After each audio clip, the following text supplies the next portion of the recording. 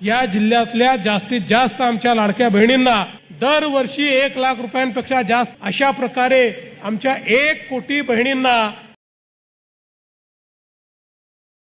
आम्हाला आमच्या लाडक्या बहिणींना केवळ 1500 रुपये देऊन त्या ठिकाणी शांत बसायचं नाही, तर आमच्या लाडक्या बहिणींना आम्हाला लखपती दीदी बनवायचं आहे, त्यांच्यापर्यंत सक्षमीकरण आम्हाला पोहोचवायचं आहे।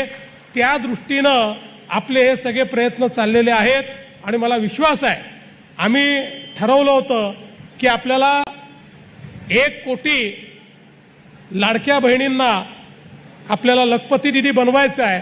त्यातल्या 25 लाखाला आम्ही ऑलरेडी बनवलेलं आहे। आता या वर्षी अजून 25 लाख बहिणींना आम्ही लखपती दीदी बनवणार आहोत। लखपती दीदी म्हणजे जी महिला वर्षाला 1 लाख रुपयांपेक्षा जास्त पैसा स्वतःच्या भरोशावर कमवते, एकदा 1 लाख रुपये कमवून नाही, दरवर्षी 1 लाख रुपयांपेक्षा जास्त जी कमवते तिला आपण लखपती दीदी बनतो।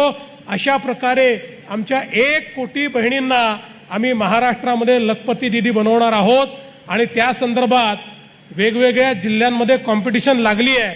त्यामुळे आता बघूया आपला जो वर्धा जिल्हा आहे या कॉम्पिटिशन मध्ये कितव्या क्रमांकावर येतो हे पंकज भाऊ आपल्याला जिल्हाधिकारी आपल्याला या संदर्भात या कॉम्पिटिशनच्या माध्यमातून या जिल्ह्यातल्या जास्तीत जास्त आमच्या लाडक्या बहिणींना लखपती दीदी बनवण्याचं काम हे आपल्याला करायचं आहे आणि मला विश्वास आहे की ते काम आपण निश्चितपणे कराल।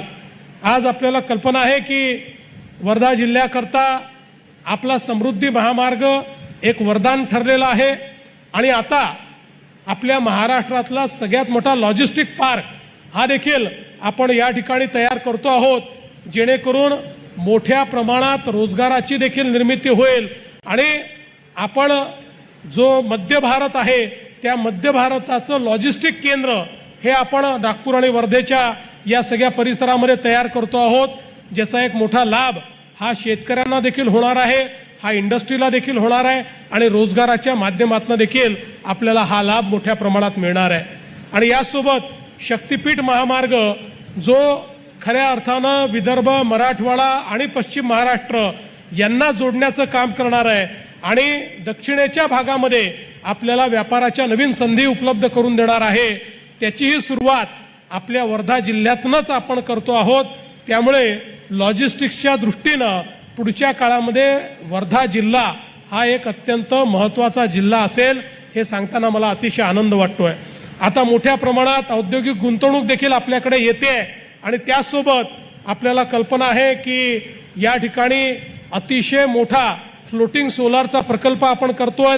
500 मेगावॅटचा फ्लोटिंग सोलारचा प्रकल्प हा देखील आपण या जिल्ह्यामध्ये तयार करतो आहोत।